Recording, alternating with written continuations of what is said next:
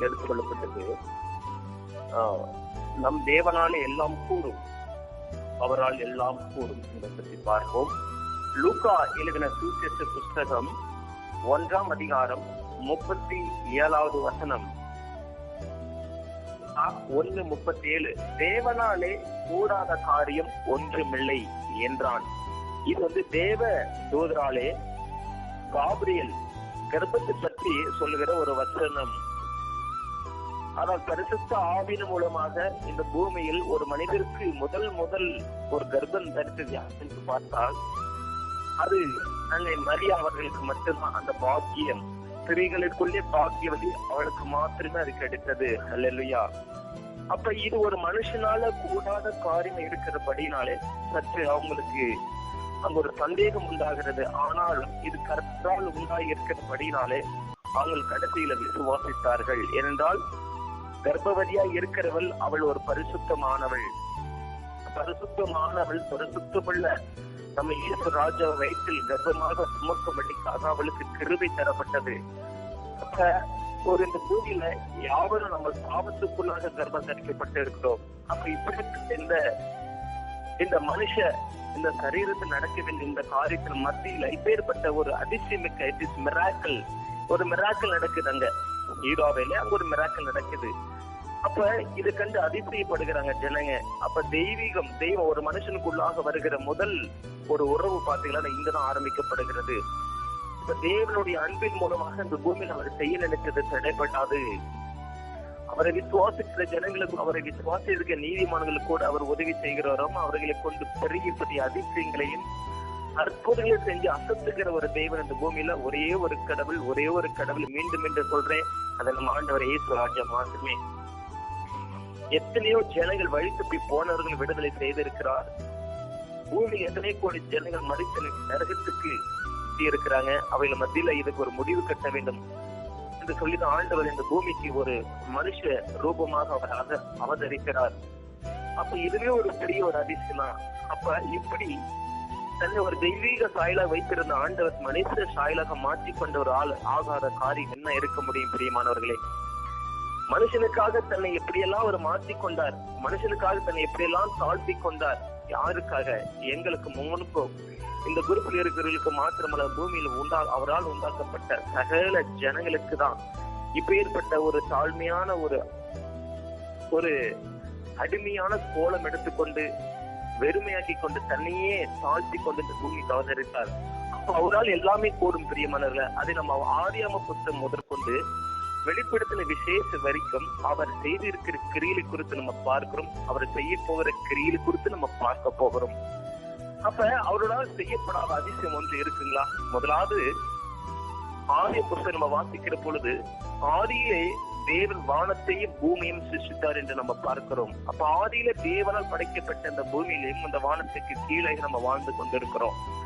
அவரால் ஜீவ ஜந்துகளும் ஊற்றுகளும் வான் மேகங்களும் மேகமில் இருக்க தண்ணீர்களும் ராஜாக்களும் அதிகளும் சகலத்தை உண்டாக்கினார். ஓடும் பிராணிகளும் ஊரும் பிராணி ஜீவ ஜந்துகளை கடலையும் அவள் இருக்கிற மச்சங்களையும் ஆழங்களையும் மரம் செடி கொடிகளை எல்லாவற்றையும் சிருஷ்டித்த தேவனாலே எல்லாம் கூடும். எப்படியா மனுஷனுக்காக ஆசையாக விருப்பத்தோடு அன்போடு சந்தோஷமாக உலகத்தில் இருக்கிற தேவன் நம்மை ஆதரிக்க வேண்டும் என்பதற்காக பூமியில் ஆதாமற்ற யாவலை கொண்டு அநேக அதிசயம் செய்ய அவர் ஆசை இருந்தார். அவ்விதமாக நடந்தது. கர்த்தர் இது மூலமாக அநேக தடவை அவர் மகிமைப்பட்டு இருக்கிறார். ஹல்லேலூயா. அப்ப அவரை மகிமைப்படுத்துவதற்காக இந்த பூமியில் அதிசயத்தை செய்ய அவருடைய கரம் புறப்பட்டது. கூடாத காரியம் ஒரு மனுஷனை உருவாக்க முடியாது, ஒரு மனுஷனை உயிர்ப்பிக்கவும் முடியாது. அது மனுஷனால முடியாதது. பாவ ஆத்மை மீட்பதற்காக பரமதேவன் பூலோகத்தில் அவதாரம் எடுத்து நமக்காக எல்லாவற்றையும் செய்து சிலுவையில் முடித்தாரே, அதெல்லாம் எதற்கு? உங்களையும் எங்களையும் கர்த்தர் பெரிய காரியங்களை செய்வதற்கும். அவ்விதமாக பழைய ஏற்பட்ட புத்தகத்தில் புதிய ஏற்பட்ட புத்தகம் நம்ம பார்க்கிற பொழுது அநேக தேவ பிள்ளைகள் அவர் நாமந்தரிக்கப்பட்ட தீர்க்கதரிசிகளாகட்டும் விசுவாசிகளாகட்டும் அநேக அற்புதங்களை செஞ்சிருக்கிறாரு. நம்ம எடுத்துக்கிட்டப்ப நம்ம பழைய ஏற்பட்ட புத்தகத்துல நம்ம பார்க்கிறோம், எலியா தீர்க்கதரிசி சீரிய ராஜாக்களுடைய படைகள் இஸ்ரேலுக்கு விரோதமாக யுத்தம் பண்றதுக்கு எத்தலம் கொத்தலம் போடுகிற பொழுது சீர ஒரு ரகசியத்தை ஆண்டவர் இயேசு கிறிஸ்து எலியா ராஜாவுக்கு எலியா தீர்க்கதரிசிக்கு வெளிப்படுத்துகிறார். ஆண்டவரே, அவன் வலது பக்கம் இடது பக்கம் எங்க அவன் கொத்தளம் போட்டாலும் கர்த்தர் முன்னதாகவே எலிய தீர்க்கதரிசிக்கு வெளிப்படுத்துகிறார். இதன் மூலமா கோபம் அடைந்த சீரிய ராஜா இவர் எப்படியாவது தீர்த்து கட்டுன்னு எளிய தீர்க்கதரிசி சாகடிக்க வேண்டும் என்று, மரணத்துக்கு பிடிக்க வேண்டும் என்று சொல்லி இரவோடு இரவாக அவரோட பட்டணத்தை சுற்றி வந்து கொத்தளம் போடுறாங்க. ராணுவ பலத்தோடு கூட்டி வலிச்சிடறாங்க. அப்ப இங்க ஒரு சம்பவம் நடக்குது. என்ன நடக்குதுன்னு பாத்தீங்கன்னா, அப்ப எலியாவுடைய தீர்க்கதரிசியுடைய வேலைக்காரன் இந்த அதிகாலை போய் இந்த கூட்டத்தை பாக்குறாரு. தன்னை சுற்றி இவ்வளவு பெரிய படை ஒண்ணு வந்திருக்குது, சிறிய ராஜ்யத்துக்கு வந்திருக்கிறாங்களே, இனி நம்ம தப்பிக்க முடியாது, ஓடி போய் எலியா தீர்க்கதரிசி சொல்ற பத்தி எலியா சொல்றாரு, பயப்படாதே, அவர்களோடு இருக்க நம்மோடு இருக்கிறவர் அதிகம். அப்படி சொல்லிட்டு வானத்தை நோக்கி ஒரு ஜெபம் வந்தாரு எலியா. என் தேவனாகிய கர்த்தாவே, இவன் கண்கள் காணும்படிக்க என்னுடைய கண்களை திறந்தல்லும், என் வேலையால் பார்க்க வேண்டும் சொல்லிதான் ஒரு ஜெபம் வந்தாரு. எப்படி தாவீது ராஜா சங்கீத புத்தகம் பார்க்க முடியும், ஏதாவது அதிசயங்களை நான் பார்க்கும்படிக்கு என் கண்களை திறந்த சொல்ல ஒரு ஜெபம் பண்ணுவாரு. அவ்விதமா எளிய ராஜா கூட பாத்தீங்கன்னா, எளிய தீர்க்கதரிசி தன் கூட இருக்கிற அந்த வேலைக்காரன் பார்க்க வேண்டும், கர்த்தருடைய மகிமை அறிந்து கொள்ள வேண்டும், கர்த்தர் எப்பேற்பட்டவர் என்பதை இவரும் தெரிந்து கொள்ள வேண்டும் என்று சொல்கிறான். யோமனர் உடனடியாக இந்த சுற்றி இருக்கிற அகில்மயமான குதிரை பட்டிகளையும் ரதங்களையும் பார்க்கிறார். அந்த வேலைக்காரன் பார்த்து பிரமித்து போறான், பயந்து போறான். அதிசயமிக்க காரியமாயிட்டு அல்லவா? அப்ப இதெல்லாம் ஒரு மனுஷனால முடியாது. மனுஷனும் 1000 படைகள் எடுத்துக்கொண்டு வரலாம், 16,000 கத்திகளின் கம்புகளையும் ஈட்டிகளையும் எடுத்துக்கொண்டு வரலாம்.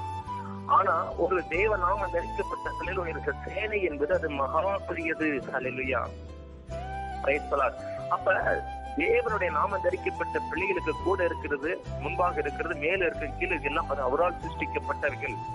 எதை கொண்டும் அவர் தன்னுடைய எதிரியை அழிக்கவும் அதமாக்கும் அவரால் முடியும். ஹல்லேலூயா. அப்ப இந்த அதிசயத்தை செஞ்ச தேவன் இன்னும் பல காரியம், பல அதிசயத்தை செய்கிறார். அப்ப இஸ்ரேலுக்கு உதவி யுத்தத்தை சனகரிப் ராஜ்யம் கூட நம்ம பார்க்கிறோம். அப்ப ஒரே ஒரு ராத்திரியோட ராத்திரியாக லட்சத்துக்கு மேற்பட்ட ஜனங்களை அவரு சங்காரம் பண்ணுகிறார். அப்ப தேவனால் ஒரு மனுஷனை அழிக்க முடியும். தான் நேசித்த ஜனங்களை எகிப்து தேசத்தை விடுதலை ஆக்க வேண்டும் என்று மோசேவை கொண்டு அப்ப கடலை 2ஆக பிளந்து போடுகிற நம்ம பார்க்கிறோம். இது ஒரு மனுஷனால முடியுமா? ஒன்னும் செய்ய முடியும். மனுஷன் அவன் ஒரு MBBS படிப்பு, ஒரு டாக்டர் பட்டம் பெற்றுக்கொள்ள முடியும். விஞ்ஞானத்தின் படிப்பு பல பல மேதையின் பட்டத்தை அவங்க பெற்றுக்கொள்ள முடியும். மதிப்புக்குரிய உடைகளை பெற்றுக்கொள்ள முடியும். மதிப்புக்குரிய சர்டிபிகேட் அவங்க வாங்கிக் கொள்ள முடியும். பெருமைக்காகவும் பதக்கங்களை வாங்கிக் கொள்ள முடியும். கப்புகளை வாங்கி வீட்டில் குவித்து வைத்துக் கொள்ள முடியும். ஆனா மனுஷனால எதுவுமே செய்ய முடியாதுங்க. பிரியமானவர்களே, நம்ம வணங்குற கடவுள் எல்லாம் உலகத்துக்கு தெரியாது, ஆனா நமக்கு தெரியும். தெரியுங்களா? அதுதாங்க பாக்கியம். இந்த பேர்பட்ட ஒரு கடவுள் நம்ம கிட்ட இருக்கிறாரு. இப்பேற்பட்ட விஞ்ஞானி இருந்தாலும், சொர்க்கப்புரிய வாசியா இருந்தா கூட ஒரு நாள் மரிப்பது நிச்சயம். இந்த பூமியில ஒரு மனுஷனுக்கு பிறப்புடன் கொடுத்திருந்த கடவுள் அதை கூடவே அவனுக்கு மரணத்தை ஒன்று நிச்சயித்து வைத்திருக்கிறார். அவன் ஓடுற ஓட்டம் ஒரு நாளைக்கு முடிஞ்சு போகும்.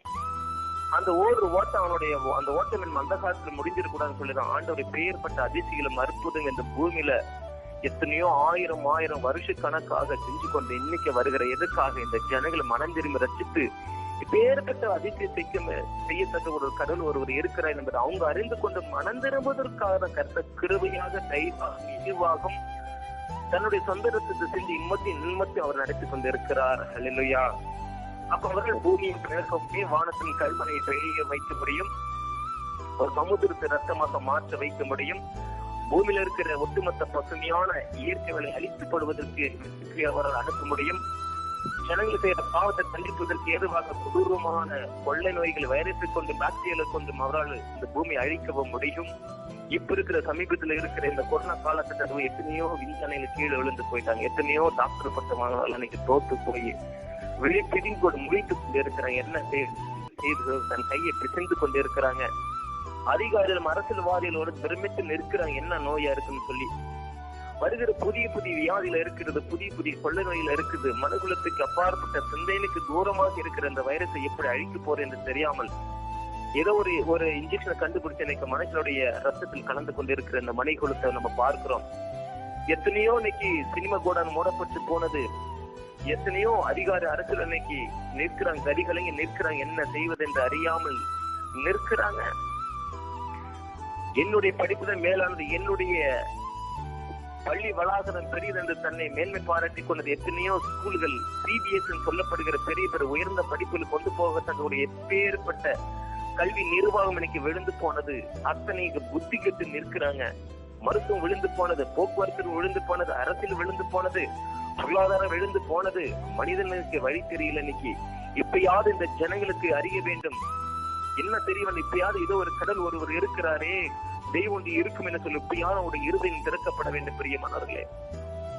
அப்ப இதுதான் நம்ம ஆண்டு சொல்ல, ஒரு மனுஷன் செய்யக்கூடாத காரியத்தை கரத்தால் செய்யக்கூடும். ஒரு மனுஷனை உருவாக்கும் அழிக்கும் அவரால் மாத்திரம் முடியும். ஒரு மனுஷனை மீண்டும் உயிர்ப்பித்து எழுப்பவும் அவரால் மாத்திரம் முடியும் பிரியமானவர்களே.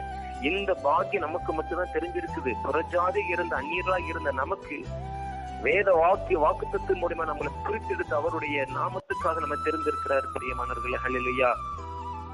அப்ப எவ்வளவு பெரிய ஒரு சந்தோஷமான நாட்கள் நம்ம வாழ்றோம் பாருங்க. இந்த கடைசி காலகட்டத்துல வருகை மிகவும் சமீபத்திருக்கிறது. எந்த விதத்துல டவுட் நம்மளுக்கு இருக்கக்கூடாது பிரியமானவர்களே. வானத்தை பூமியை படுத்த தேவன் சமுத்திரத்தை பிளந்த நாட்கள் முதற்கொண்டு இம்மட்டும் பொறுமை இருந்துட்டாரு. நியாயப்பிரமாணத்தை கொடுக்கப்பட்ட காலத்தில் முதற்கொண்டு எத்தனையோ அதிசயத்தை செஞ்சு பார்த்துட்டாரு. யாரும் மனம் திரும்புற மாதிரி தெரியல. மோசே மாறனுக்கு கொண்டு நடத்தி கொண்ட அந்த ஜனங்களே தன்னுடைய இருதயத்தை கல்லாக்கி கொண்டு கோராகினுடைய சத்தத்துக்கு செவி கொடுத்து ஆண்டவருக்கு விரோதமா தூப கலசத்தை காட்டினாங்க.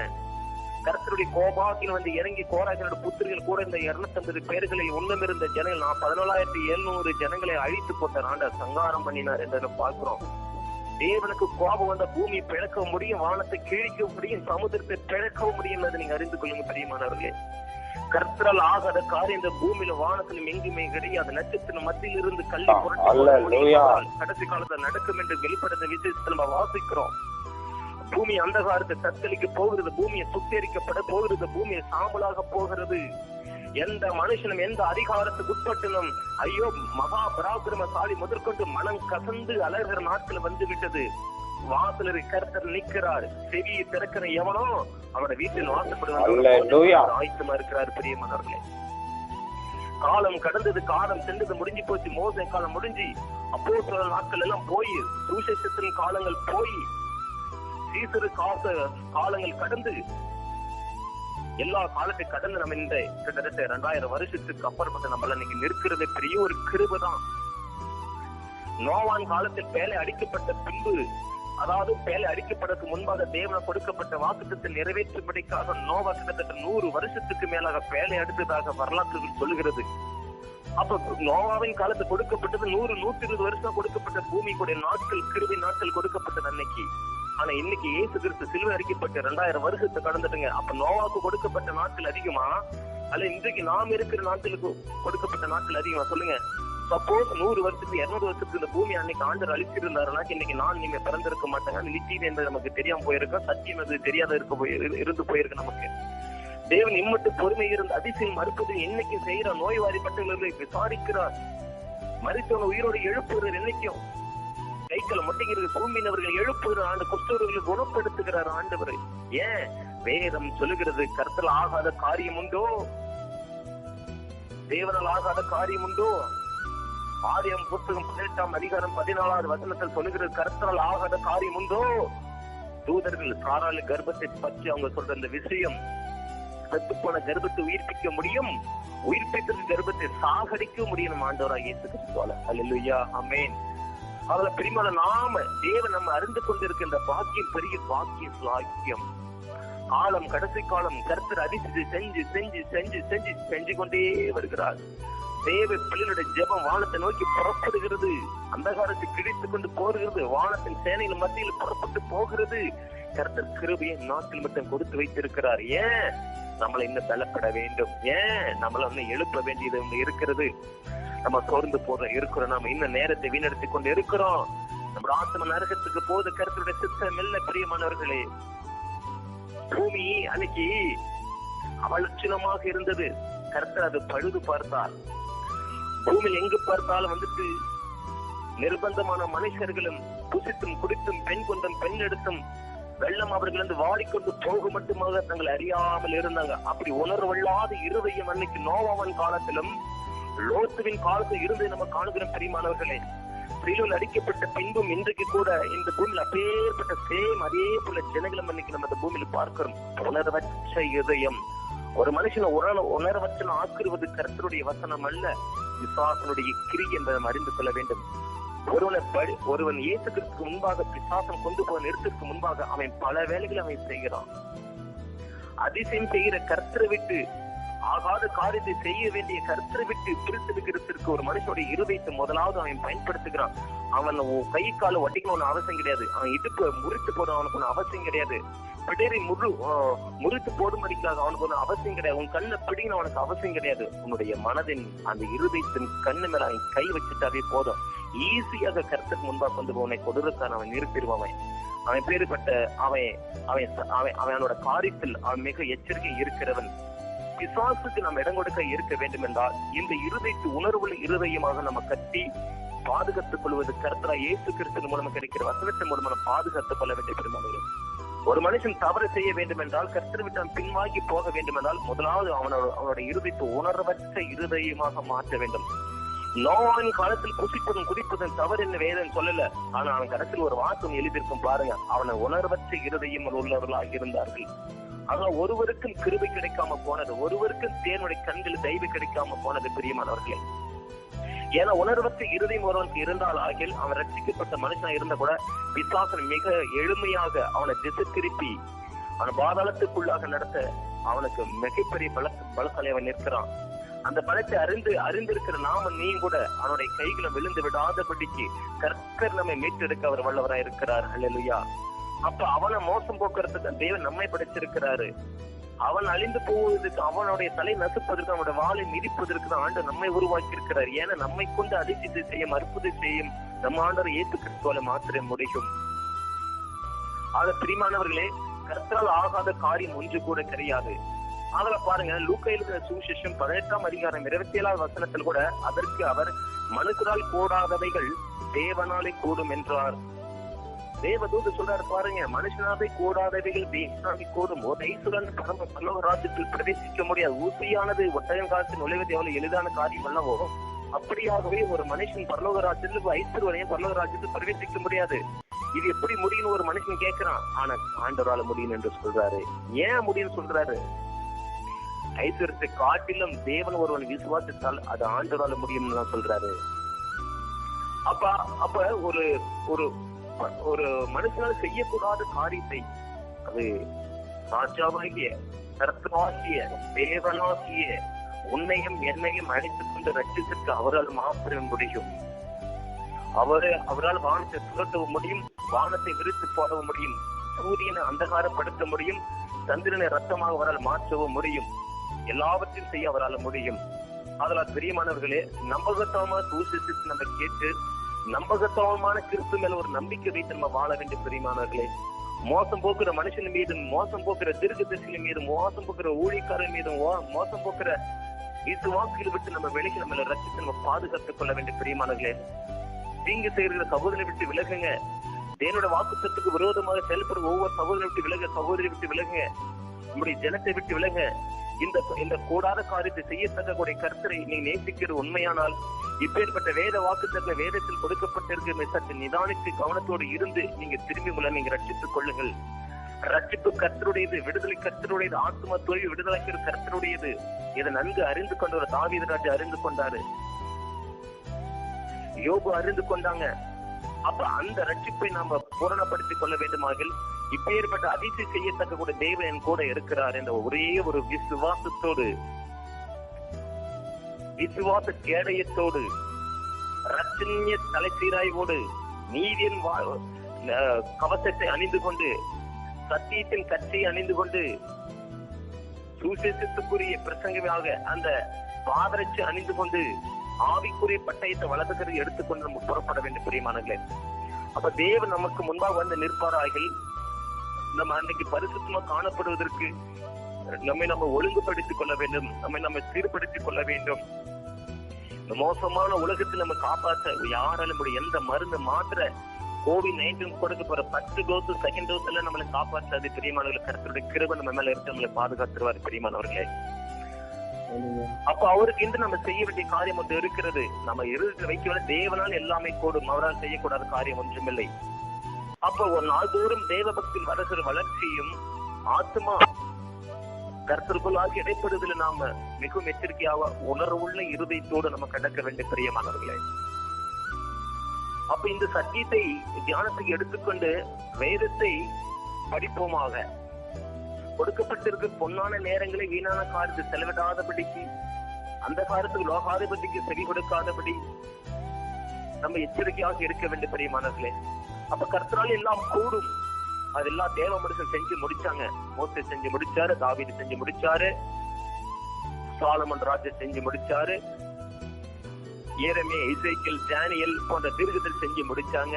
எத்தனையோ சுவிசேஷ ஊழியர்கள் தன் உயிரை விலைக்கிரயமாக கொடுத்து ரத்தத்தால் மீட்டெடுக்கப்பட்ட சபையின் மூலமா நம்ம பார்க்கிறோம். நாம எத்தனை அதிசயங்களை 12 வருஷமாக பெரும்பாடுள்ள சிறியை ஆண்டவர் குணப்படுத்திருக்கிறாரு. மரித்த லாசருவை உயிரோடு எழுப்பி மனுஷன் செய்ய கூடாத காரியத்தை அவரை செஞ்சு கொடுத்திருக்கிறாரு. 12 வயதான பிள்ளை மரித்த உடனே கர்த்தர் போய் குணமாக்கி அவரை உயிரோடு எழுப்பியிருக்கிறாரு. பாடில் கட்டி கொண்டு போன ஒரு பிள்ளை உயிரோடு எழுப்பியிருக்கிறாரு ஆண்டவர். குஷ்டரோகி 38 வருஷமா இருந்த அந்த மனுஷனை குணப்படுத்திருக்கிறாரு. என்ன அதிசயத்தை செய்யலாம் ஆண்டவர் சொல்லுங்க. இப்ப நமக்கு வேண்டிய ஒண்ணுதான், கொடுக்கப்பட்ட ரட்சிப்பின் ஒழுங்காக நம்ம பாதுகாத்து கொண்டு நம்ம சரியான ஓட்டத்தில் நம்ம ஓடணும். ஓடுவதற்கு பலனை கிருபையும் தாங்குவதற்கு கர்த்தருடைய அனுகூலமும் தயவு நமக்கு வேண்டும். அப்ப இது காலம் கடைசி காலம் இருக்கிறது. எக்காலத்தில் சட்டம் ஓதப்படுகிற நாட்களாக இருக்கிறது. முடிவு எப்ப வரும் தெரியாது. 10 ராஜாக்கள் சமூகத்திலிருந்து எழும்ப கண்டு வேதாந்தத்தில் சொல்லுது. அந்த 10 ராஜாக்கள் இன்னைக்கு உலக நாடு இழுக்கப்பட்டு இருக்கிறதாக சில விஞ்ஞானிகள் அறிவுபூர்வமாக ஆராய்ச்சி பண்ணி சொல்றாங்க. 10 ராஜாக்கள் எழுப்பப்பட்டு விட்டு அது யூரோப்பியன் என்று சொல்லப்படுகிறதா. அப்ப அதற்காக ஒரு தலைமுறை நியமிப்பார்கள் என்று வேதம் சொல்லுகிறது. அவனே அந்த கிறிஸ்துவ இருப்பான வேதம் சொல்லுகிறது. அப்ப உலகம் கடைசி காலத்தின் எக்காலத்தின் கடைசி நாட்களாக வந்து விட்டது. இனியும் காலம் செல்லாது. ஆக பெரிய மன்னர்களே, தேவன் செய்த அதிசயமெல்லாம் முடிந்து நம்ம எடுத்துக் கொள்ளப்பட வேண்டிய நாட்கள் வந்து விட்டது. கர்த்தர் இவ்வளவாக கிருபை கொடுக்கப்பட்ட நாட்களுக்கு முடிவும் வந்து விட்டது. இதோ எப்பொழுது வருகிறதே தெரியல. அதனால் அந்த நாளிகையாவது ஒரு மனுஷன் ஒரு நாள்களும் அறிந்து கொள்ள முடியாது. பிதாவை தவிர வேறு ஒருவரும் அறியாது. அதனால் நீங்கள் விழித்திருந்து செவியுங்கள் என்று வேதம் சொல்கிறது. இதில் சில பிரியமான சகோதரர் ஜெபிக்கிற கூட்டம் நம்ம பார்க்கிறோம். நம்ம அது அவ்வப்போது நாமும் கூட அபீதமாக ஜெபித்து கர்த்தருடைய பாதத்தில் முழங்கால் பழித்து நம்முடைய கல் சொரிந்து போக மட்டுமாக கர்த்தர் பாதத்தில் விழித்து நம்ம ஜெபிக்க நம்ம கடமைப்பட்டிருக்கும் பெரியமார்கள். அதில் விசுவாசத்தின் மூலமாக கிடைக்கிற அந்த பாக்கியம், கர்த்தரால் கொடுக்கப்பட்டு இருக்கிற திரு வசனத்தை ஏற்றுக்கொண்டு ஓடுகிற பிள்ளைகளாக நம்ம இருக்க வேண்டிய பிரியமானவர்களே. இனியும் காலம் செல்லாது என்பதற்கு அநேக வாக்கு தத்துவங்கள் வேத குறிப்பாக கொடுக்கப்பட்டு இருக்கிறது. ஆகல பிரியமானவர்களை சோரம் போனவர்களாகவும் சோம்பேறித்தனமாகவும் ஜெபிப்பதில் விசுவாசம் இல்லாமலும் பெற்றுக்கொள்ள விசுவாசம் இல்லாமலும் நாம் இருந்து விடக்கூடாது பிரியமானவர்களே. அப்ப இயேசு அறிந்து கொண்டிருக்கிற நாம பின்வாங்கி போர் பலவிதமான காரியங்கள் சூழ்நிலை இந்த பூமியில் காணப்படுகிறது. அது இவைகள் எல்லாவற்றை குறித்து நீங்க கவலைப்படாமல் இயேசுவை முன்னோக்கி சிலுவையை முன்னோக்கி வைத்துக் கொள்ளுங்கள். கர்த்தர் நம்மை மாத்திர விடுதலைக்கு அவர் வல்லவராய் இருக்கிறார். அதுல பிரியமானவர்களை எச்சரிக்கையாருங்கள், வெடித்திருங்கள். கர்த்தர் பெரிய அதிசயங்களை செய்ய நம்ம எடுத்துக் கொள்ளப்பட போகிறார். ஆதலால் மறுரூபமாக காக்கப்படுவதற்கு சத்திய சுவிசேஷ வசனமாகிய அந்த வசனத்தின் மூலம் நாம பரிசுத்தமாக்கப்பட்டு பரிசுத்தாவில நம்ம முத்திரைப்படப்பட்டு இருக்கிறோம். அந்த பரிசுத்தாவி கவலைப்படாதபடிக்காக நாம விழித்திருக்க வேண்டும் பிரியமானவர்களே. ஆதலால் எல்லாவற்றையும் குறித்து தேவனுக்கு நீங்க தெரியப்படுத்துங்க. நம்முடைய பலவீனங்கள், நம்முடைய சோர்வுகளையும் கர்த்தருக்கு ஆண்டவருக்கு சொல்லுங்க. அவர் நமக்கு பலத்தை கொடுப்பார். ஆதலால் மனுஷ மாம்சத்திலிருந்து செய்ய வேண்டிய அந்த திட்டத்தை நிறைவேற்றுவதற்கு கர்த்தர் நீங்க ஒப்புக்கொள்ளுங்க. விழித்திருங்க, ஜெபிங்க, ஆலோசனை பெற்றுக் கொள்ளுங்க, வேதத்தை வாசிங்க. தொடர்ந்து கர்த்தரை மட்டும் இந்த வார்த்தை கொடுத்த கர்த்தருக்கு ஸ்தோத்திரம். இந்த வார்த்தையில தொடர்ந்து அவர் ஆசீர்வதிப்பாராக. ஆமென்.